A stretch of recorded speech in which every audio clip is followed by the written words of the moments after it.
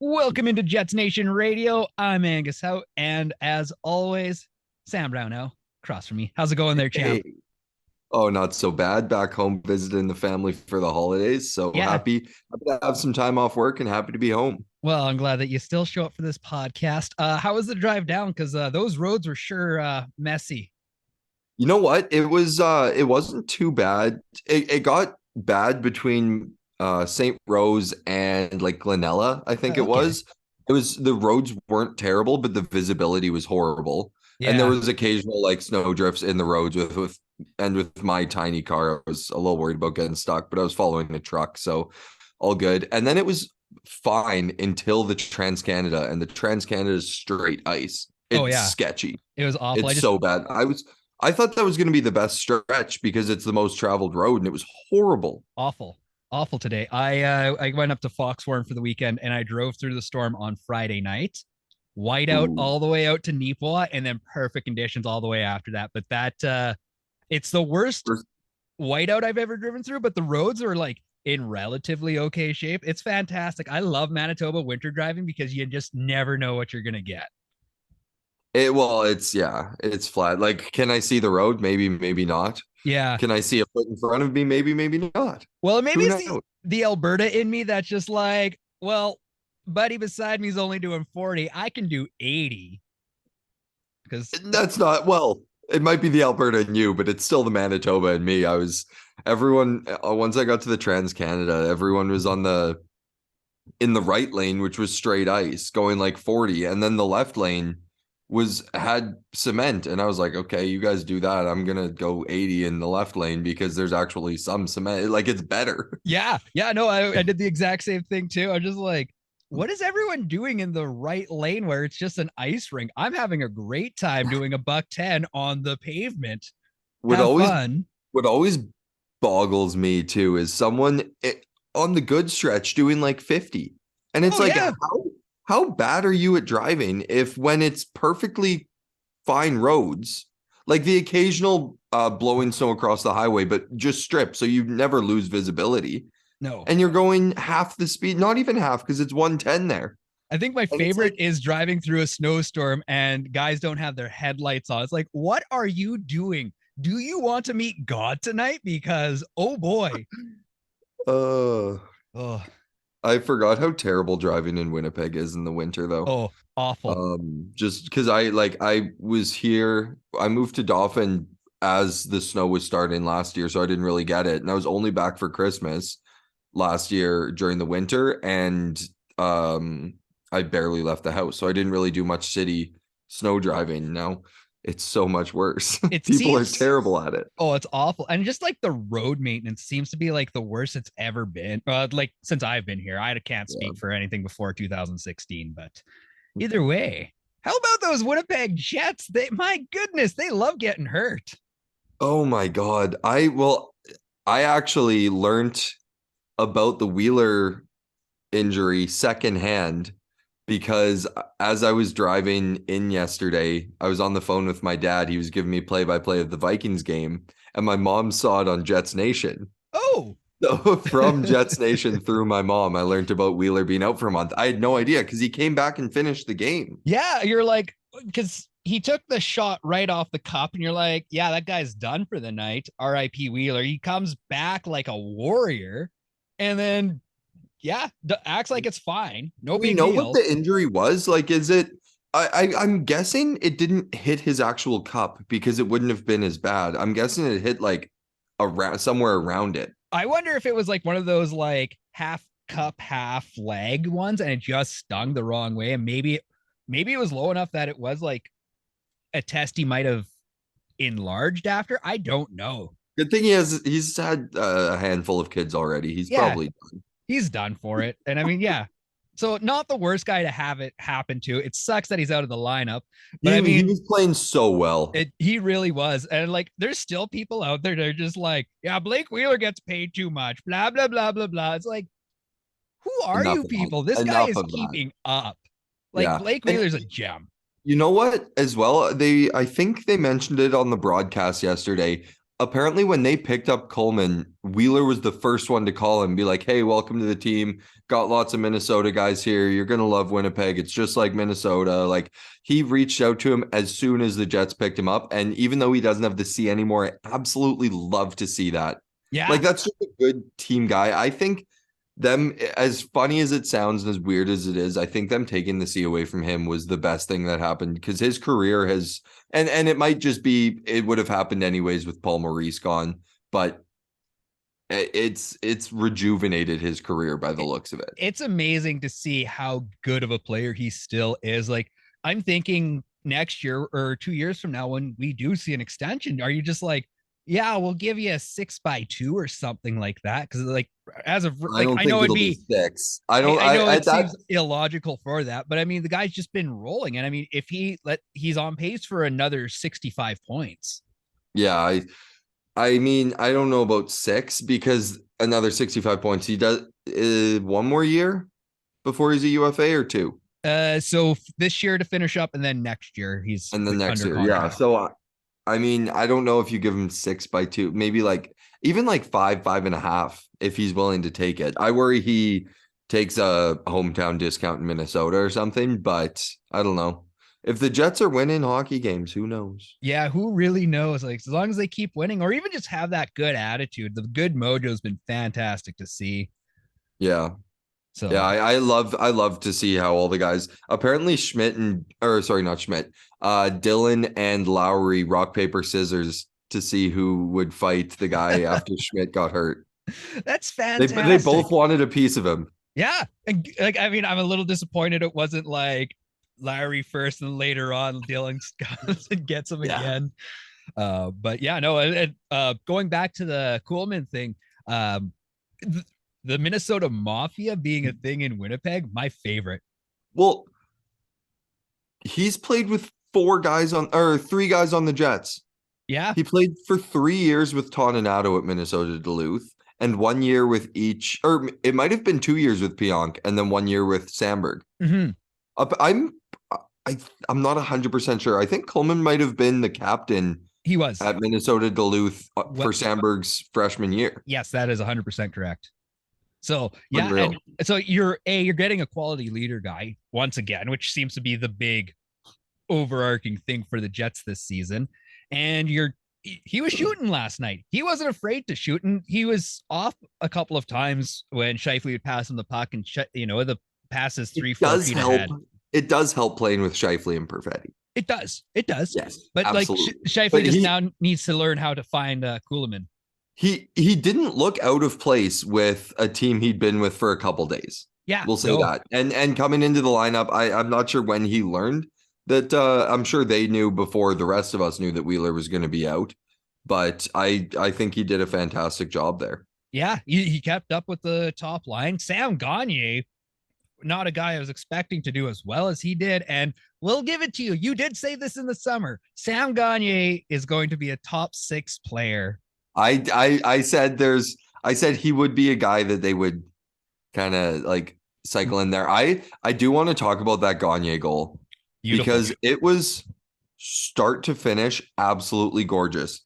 Pionk up the wall to Dylan, or like a bit sideways to Dylan, straight up the wall to Connor. Beautiful like spinorama pass to Dubois in the middle. Dubois, beautiful pass to Gagner. Gagner, great shot.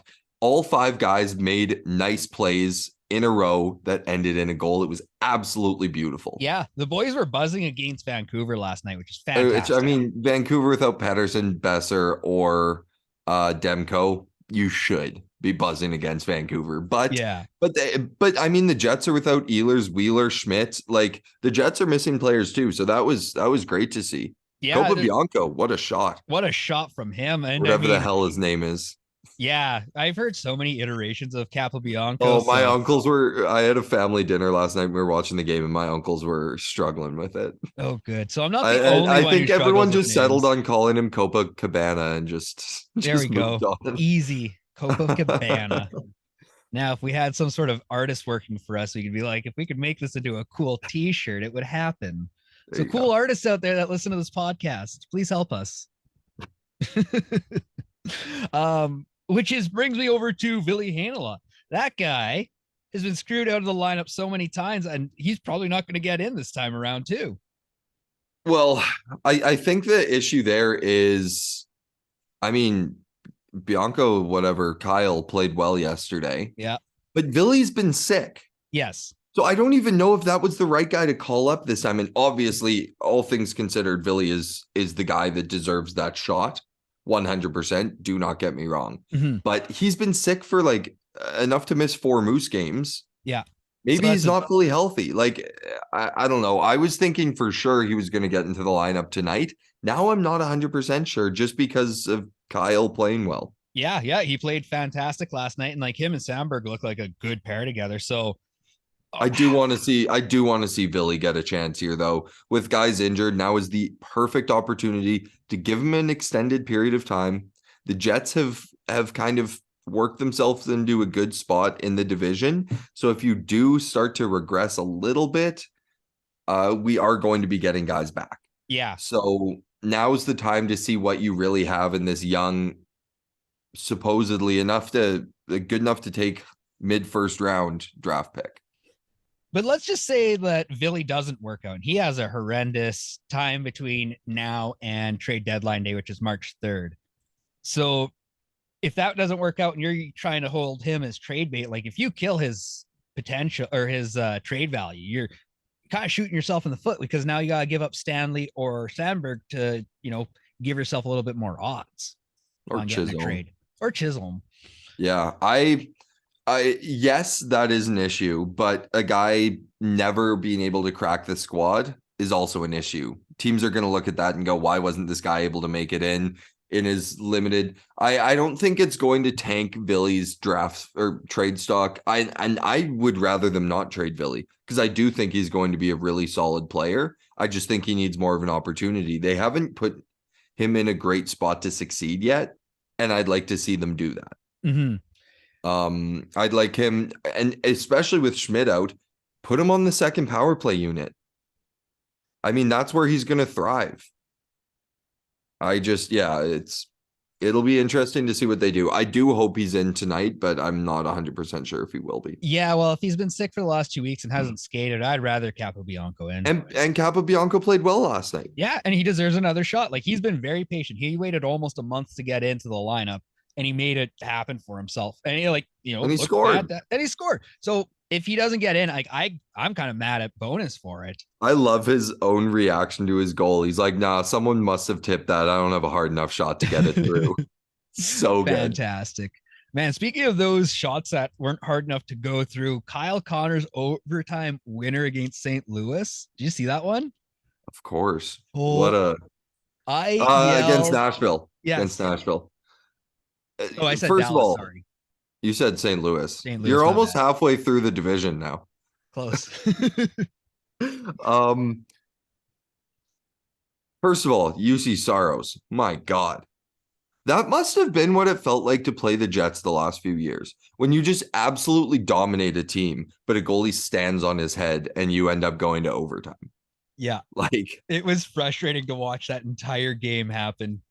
Yeah, so super good. Frustrating. But and no, Lowry, I liked seeing Lowry and Perfetti both get a shot in overtime. And then Lowry made the nice drop, like he rushed the puck up, dropped it to Connor, and then kind of drew guys with him as he was on his way to the net, which was fantastic. Yeah, he makes it look so easy, and he had 11 shots that night. Like, the guy wanted to score more than anyone else. Yeah, Connor. Wow. Yeah. That's insane. That's insane. That's an insane amount of shots. Oh yeah. He was going to do it. He was going to will a goal. And he did. I mean, I saw it going, and I was just screaming at the telly. I just like, he basically just wore a hole through Saros all night until it finally one was able to trickle through. Yeah. But I made the mistake. So I've got Saros and Hellebuck as 2 of my 3 goaltenders. And I was like, and Matt Murray was my other goaltender. So all 3 were playing that night. I was like, Saros is going to do so bad against the Jets. I'm going to pull him out. And just like, Matt Murray screwed you got the win though. Saros is on a bad team, but he's sick, which is probably good because you got a lot of shots against. Yeah. Hellebuck's just sick, deserved a shutout last night. Scott Oak talking Yes. about shutouts. Nonsense. And then Matt Murray, he was hurt, but I mean, he's come back with a vengeance. He's playing well on a very good team, so that's a solid lineup of goalies. Yeah, and I picked up Matt Murray like right after he got back from injury too. I was like, this is the greatest day. So I've been thinking about Phoenix's goal or Arizona's goalie, Mackey or whatever. No, that's a defenseman for Calgary, Velchelnik or something like that. I'm very bad at who was the goalie? The goalie that just destroyed the Jets last year. They had like 50 shots and lost. That was Velchelnik. I can't say his name right. I thought it was like Valimaki or something. No, Valimaki was a defenseman for the Calgary Flames. Michael Vakanak.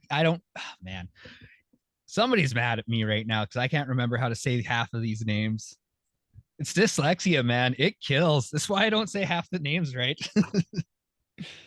No, I hate saying names. Yeah. Well, yeah. Good for good old commentators doing it because I am stressed when I do that. Oh shoot. I had a off question that I didn't write down originally. No, it's okay, it's Jesus. Vejmelka.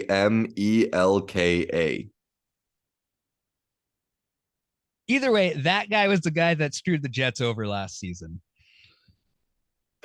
We're one step away from being legitimately good at this, and it's because we can't say the names. This is why we're the ECHL. That's our downfall. It really is. If we could get names right, man, people would take us so seriously. I stand by it. This is the best Jets podcast. Our best. We really are doing our best. Okay, I do want to know what are your thoughts on that Lowry hit? Was it clean or dirty?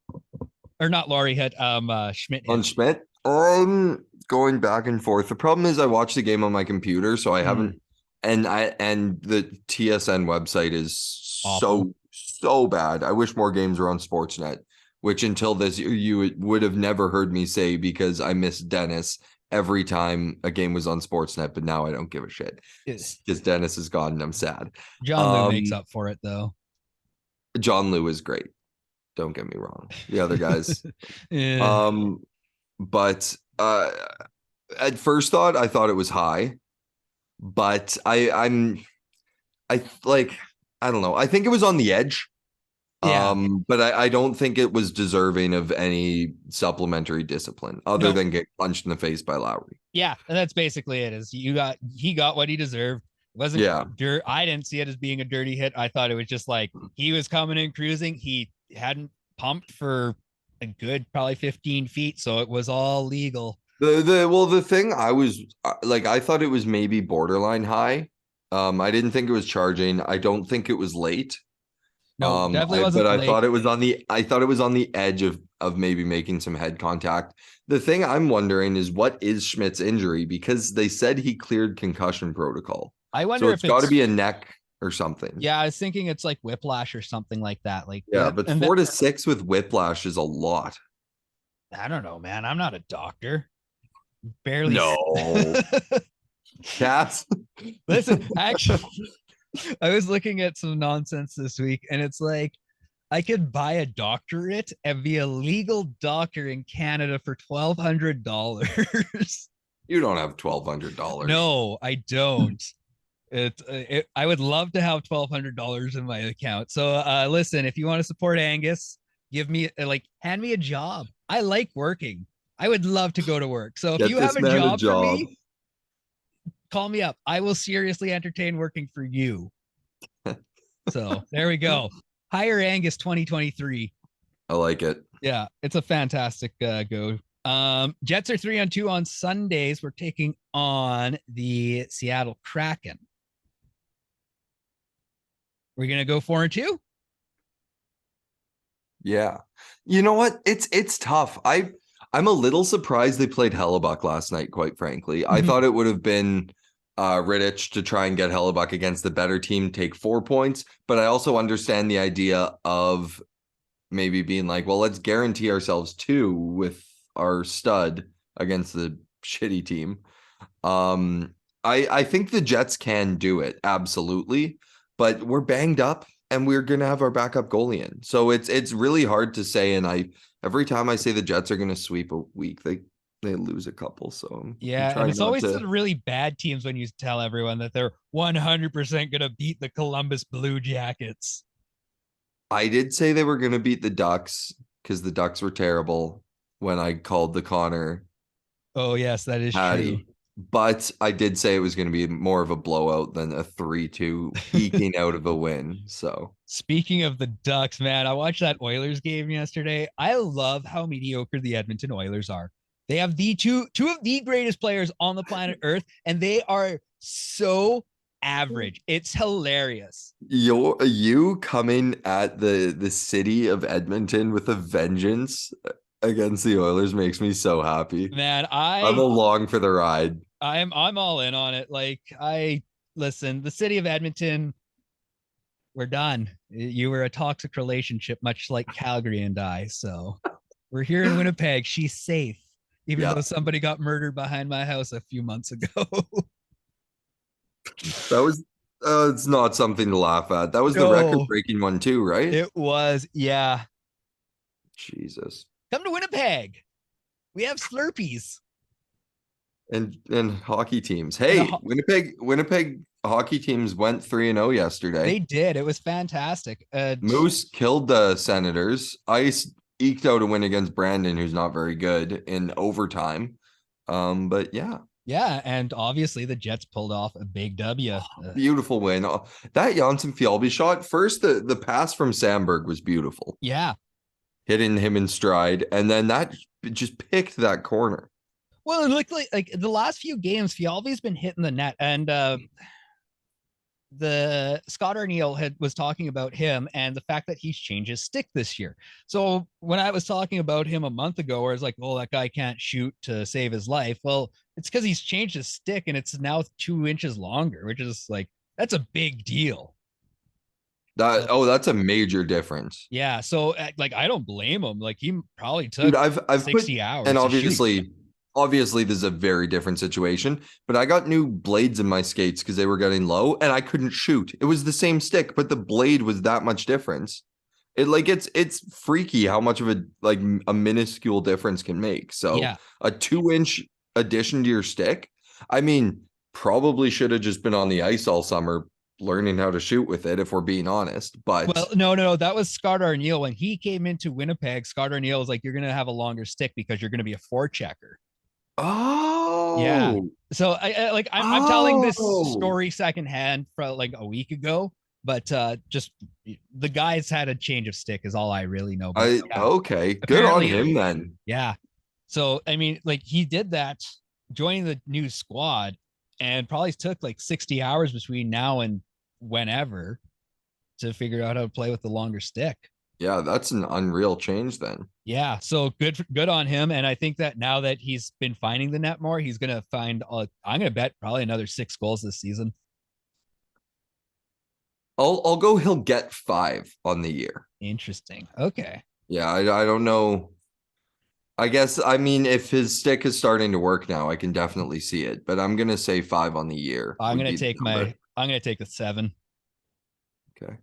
So not like we're gonna remember that because we never write any of this stuff down. Sorry, everyone. Here's the illusion: we suck at our job sometimes. No, we're sick. We're sick. Keep listening. Yeah, just always listen. Keep drinking the Kool-Aid. Drink the Kool-Aid. The Jets are going to go all the way to the Western Conference Finals. I have no say outside of that, though. Oh yeah. And then hopefully the Golden Knights are not in the playoffs at that point. Hopefully it's the Oilers because I want to chirp them again. It'd be 2 weeks of mayhem and anger. Okay. World Juniors coming up in what? 7-8 days. Jeez, that's quick. Yeah, it is. It's super fast. Lambert got on Team Finland. McGroarty and Lucius both on Team USA. Did they both make it? Yes. Nice. I hadn't seen the roster yet. I knew they were both in camp, but yeah, I heard that they had made it. So if I would double check that, but I'm like 99% sure. Oh, let's run with it. Let's run with it. So big question though is any non-Canadian teams you're cheering for this year? I'm gonna cheer for Big Bad Brad. Always. I'd love to see Lucius and McGroarty do well, but I'm not going to cheer for the US. So high scoring games there. But I mean, ultimately, you got to go with Canada. Fair enough. I hate that there's no Jets. There weren't any Jets in the summer. I'm still so sad Perfetti didn't get his full tournament last year after having 6 points in the first 2 games. But yeah, I'm really looking forward to seeing what Lambert can do because, I mean, I think he was fighting an injury during the summer championships. Mm-hmm. And he wasn't really playing much. So hopefully he gets more of an opportunity. I mean, he's still one of the younger guys. Like he still has eligibility next year, I'm pretty sure, because he's only 18. Yes, he would. But yeah, hopefully he'll be on the Jets next year and it'll be a non-issue. But yeah, I'm really looking forward to seeing what Lambert can do. Yeah, it's gonna be fantastic to see what he gets up to. Just because, both Lucius and McGroarty made Team USA. Nice. I wonder, was there any semblance of like lines in that post? No, there isn't. I wonder where they'll be playing, like how much opportunity they're actually going to get. Well, Lucius has been doing like, I don't know. I don't know much about these young guys actually, so I'm not gonna bullshit you and tell you something that's not true. Nah, throw shit at the wall. Hope something sticks. Yeah. So McGroarty's going to be the number 1 defenseman for Team USA. We know he's a forward, but they're just trying the Brent Burns effect. Basically, it's just going to be a future Selke winner. Yeah. We're going to see him play unbelievably defensively and lead the tournament in scoring with the US still somehow getting blown out. Yeah, somehow. I don't know. I kind of want to cheer for Team USA. Like some of those, no. Boo. Yeah, I know I'm the worst. Boo. Yeah. Finland and Canada. So Finland and Canada. If you had the choice though with Perfetti, would you rather he got the chance to go just one last time for the World Juniors, or would you want his chase for the Calder? No, chase for the Calder, 100%. Nice. Nah, I mean, he showed that he was going to light up that tournament last year.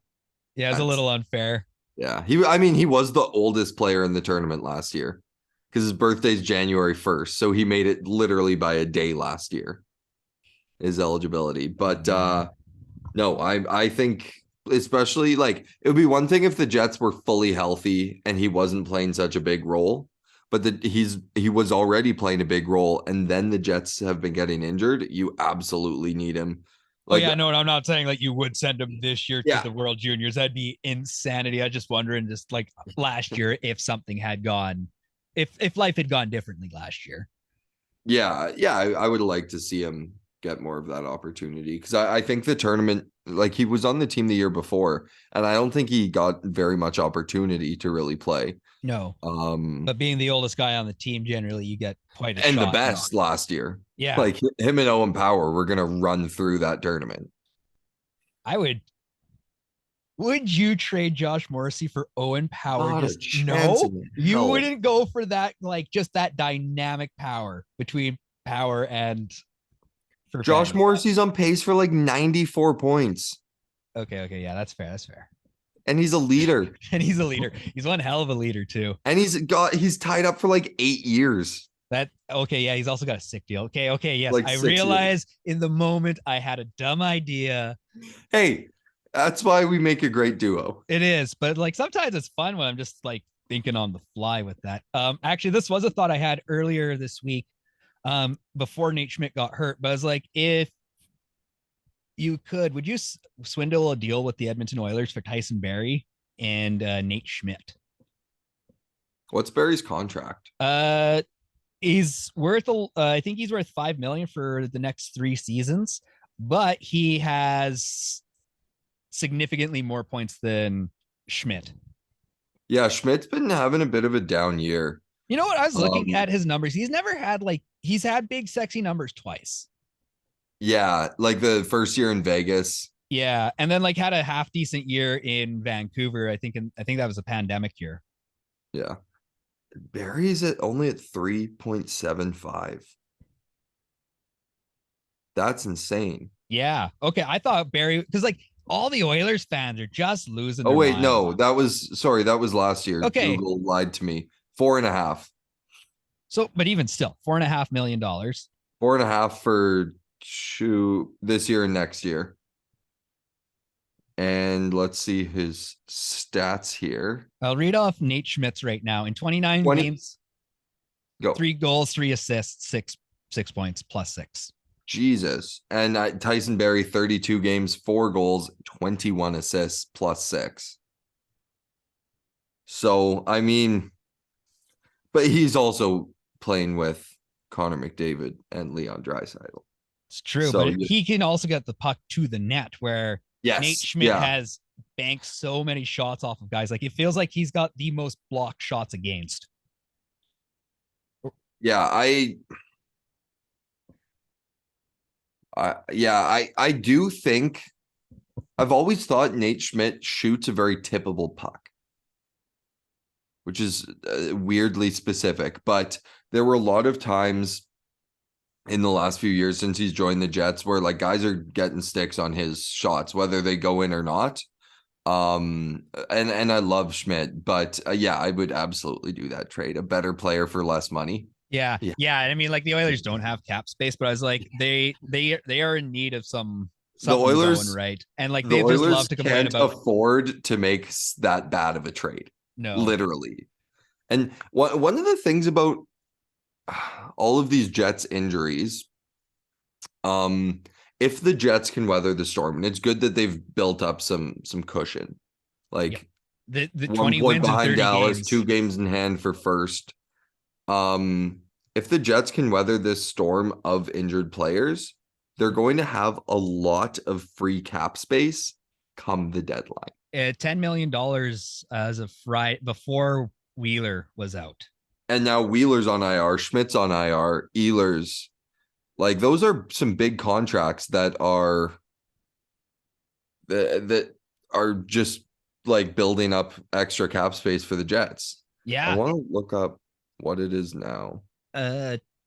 It'll probably still be in the $10 million range, but like you could, if you had the assets to make some just wild trades, you can make that happen this year. If you want Jonathan Toews on your third line, you can make it happen. Yeah, there would definitely need to be some retention by Chicago. Oh, 100%.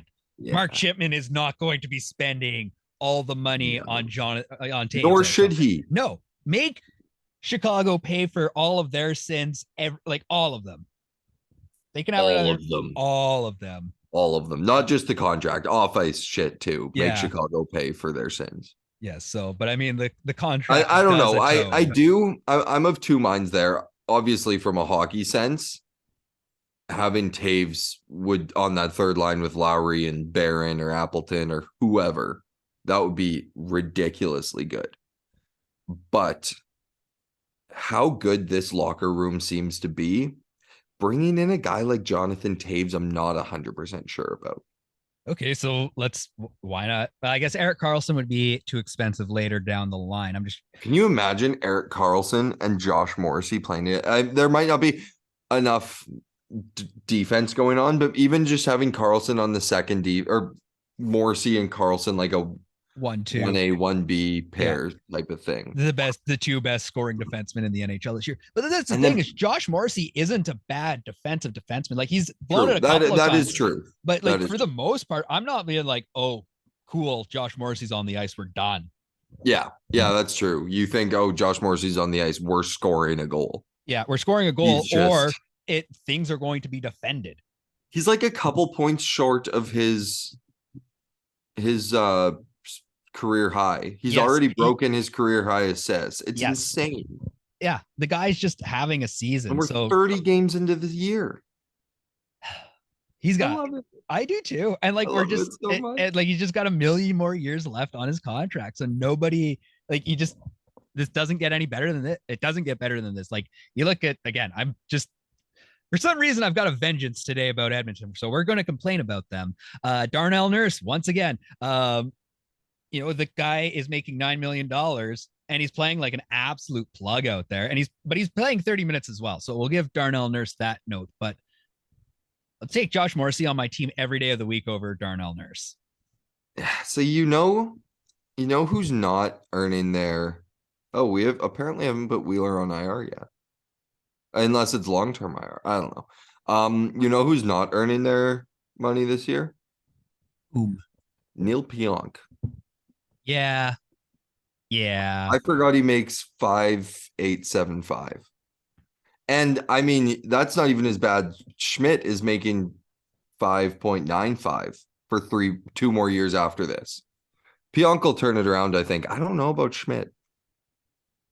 That I don't know. We'll see how that ends up working out, but that Schmidt deal could end up being an issue for the Jets down the road. And that's why you just don't sign or trade for a defenseman from Vancouver, because their deal's probably going to be terrible. Wow, are we making Nate Schmidt the whipping boy even though he just got hurt? No, I love Nate Schmidt. Do not get me wrong. He needs to play better if he's making nearly $6 million a year. Yeah, absolutely. Like we needed his presence last year a whole lot. I think he was one of the few, like, we don't know what happened in the locker room, but it seemed like he was one of those key pieces that at least, kept people a little bit more light than it was. Yeah. So, absolutely. Like last year, it was really important for him to be with the Jets, but now that we don't really need a hype up guy, it's like, oh, we kind of need you to score here. He still has that in him. Oh yeah, he's definitely. I just think he needs to it's kind of a Kulikov situation, and bear with me on this, where he's without a doubt an NHL defenseman, but he's making a little bit too much money for the role he's playing right now. Yeah. So he is going to kind of turn into that scapegoat in a Canadian market where people are going to be, oh, he's terrible. I don't think he's terrible, but people are going to be like, oh, he's terrible just because he makes a little bit too much money. Yeah, well, and his defensive play isn't something that it's like, oh, well, you gotta worry about Nate Schmidt. There has been a few times where you're like, oh, Nate, you're just in the wrong position. But he's such an offensively minded guy that that's kind of hindered him. But I've noticed he's changed his role from a very offensive guy to he's playing a little bit more conservatively, and pucks just aren't going through for him. Yeah, absolutely. So it sucks, but it's not for a lack of trying. I also do think it's nice having that veteran presence on a pair with a guy like Sandberg. Mm-hmm. Well, so a young guy is going to learn from a guy who's been in the league for a while. Yeah. Yeah. Well, and that's been the good thing is he helped Logan Stanley a lot with his confidence last year, even though we were all tearing him down. But Nate, yeah, I guess like that. He brings a lot of off ice things to the Jets, that those intangibles that you do need to pay for every now and then. We do have to remember. I've really liked Dylan Sandberg's game too, and I think part of that, without a doubt, you can attribute to Nate Schmidt and Brandon DeMello. Dylan DeMello. There's too many D names on this team. Yeah, that is true. It's too many D names and too many Minnesotans whom we all love.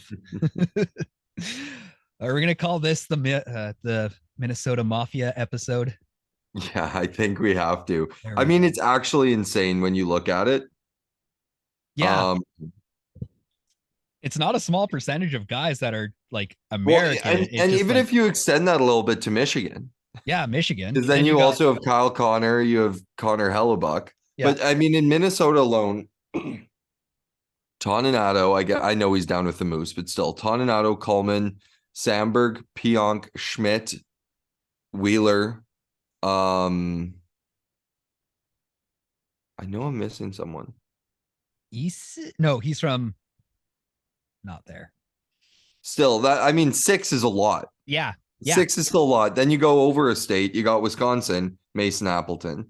Then you go over to Michigan, you've got a couple more guys. Like, we just love that Big Ten hockey area. Yeah, it's crazy because it's like there's a lot of people who are like, why don't you bring in Winnipeggers? It's like we just got Winnipeg Light from down south coming this way, so whatever. Yeah, with less egos. Yeah, well, exactly. And I mean, if you send those guys up to Riverton or Gimli and you just like give them a couple of beers, they're all going to start sounding the exact same. So just like they're right at home. It's perfect.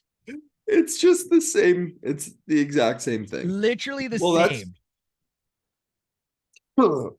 That's how Stastny helped get Schmidt here in the first place. He basically was like, it's just Minnesota north. Yeah, that's all it is. There's lots of lakes. It's beautiful. Listen, Hunting, fishing, Yeah. Come to Manitoba. It's gorgeous and it's cheaper than friendly going. Manitoba. Come to friendly Manitoba. It's probably with the dollar exchange rate, you're paying less money to come up here, American friends. Come to Manitoba. Riding Mountain's gorgeous too. So like don't forget Yes, about that side of the go province. golf Clear Lake in the summer. Just Yeah, absolutely gorgeous golf course. beautiful out there.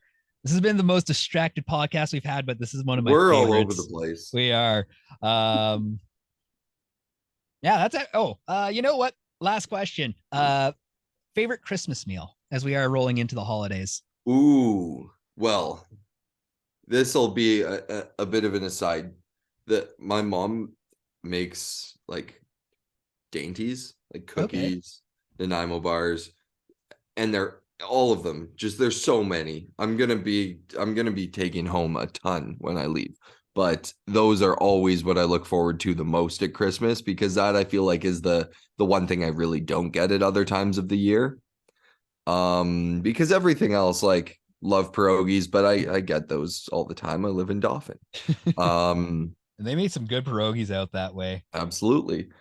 It's all the Ukrainians. Oh man. Um, and like turkey, always good, but again, you have that Thanksgiving. So like I feel like I would say like Christmas treats are probably the one thing I look forward to the most as far as food goes. I love that so much for you. What about you? Oh, for me, that's so okay. So there's two that I want to talk about. My mom used to do like these nuts and bolts. So it's just like a bunch of cereals and nuts and pretzels, like well, nuts and bolts. And she would do those from home. And man, just the garlic salt on them. And then like in every batch, there's one that was perfectly coated in everything. So it's just like the golden nugget, and it was super crunchy. And like you would break a tooth trying to eat it, but man, all the salt in it was worth a week's worth of salt. It was fantastic. Always my favorite thing for Christmas. My mom Oh, also used to make like a slush every year that had just enough alcohol in it that it would partially freeze, so you could have a nice slushy. that sounds safe. It was safe, especially when I couldn't. Yeah. That's all the backstory on Angus you guys need to know today. Um,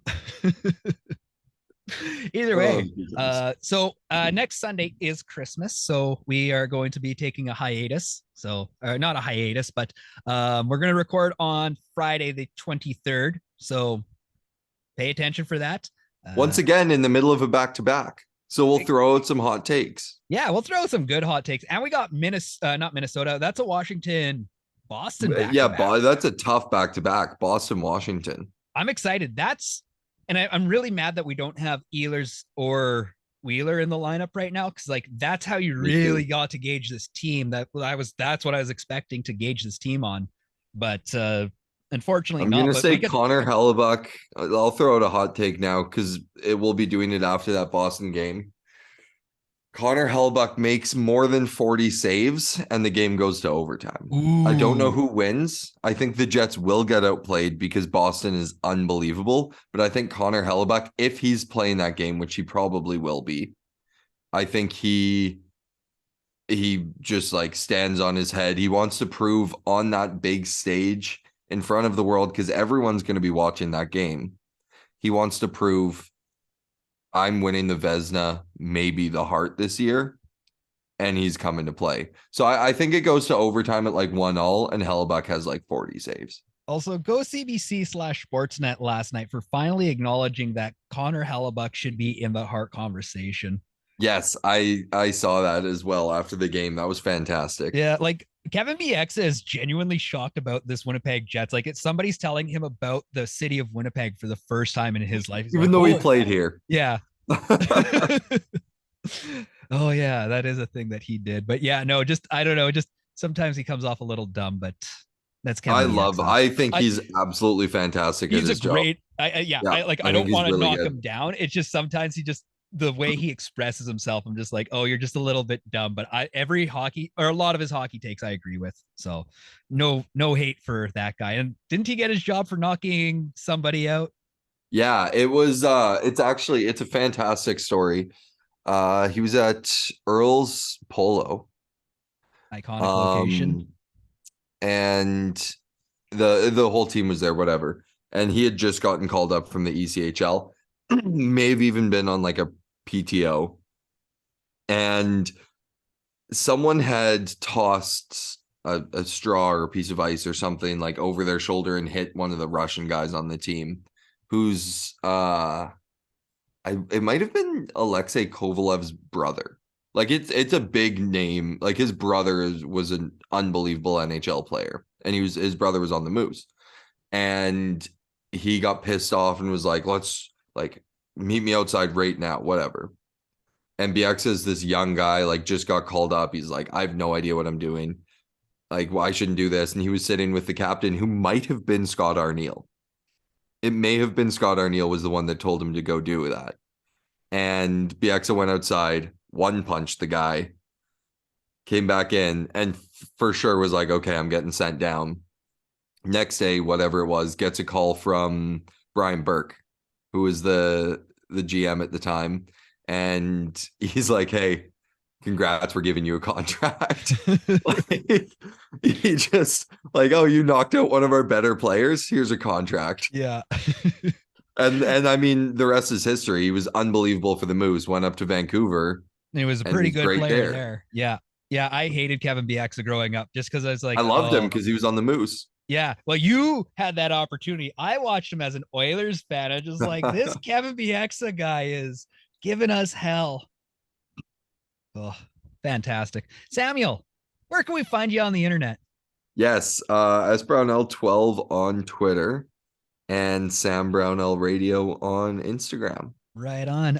Give Jets Nation a follow on Instagram, Facebook, Twitter, and TikTok. Go check out jetsnation.ca, and you can give me a follow, Angus Hout, on Instagram and Twitter. Thanks so much for hanging out. Have a good couple of days. We'll talk to you again on the 23rd. Yeah, have a Merry Christmas, but we'll talk to you before that. Yeah, we'll talk to you before Christmas. But have safe a wonderful safe travels to everyone driving, flying, whatever during the holidays. Get to wherever you're going safe. And whatever you end up celebrating, enjoy your holiday, and peace and grace. And go Jets go. Go Jets. Oh, and happy Hanukkah, because today's the first night of Hanukkah. Is it the first? I thought Hanukkah started on the 8th. No, it's 8 days. I know it's 8 days. I'm not Jewish, so I don't know. I'm pretty sure today is the first day of Hanukkah. You know what? I'll probably just have to believe you on that. You know what? Let's find out for everyone that's really interested and stuck around for an hour and 30. Sunday, December 18th to Monday, December 26th. Nailed it. Have fun. Let's go. Have fun, all of you that are celebrating Hanukkah. I only knew that because the Jets posted a happy Hanukkah thing on Twitter or Instagram or something. Nice. Good for them. All right. Now we're actually going to leave. So have a good night and go Jets go, where they're playing in 40 minutes. Yeah. Oh, bye, Sam.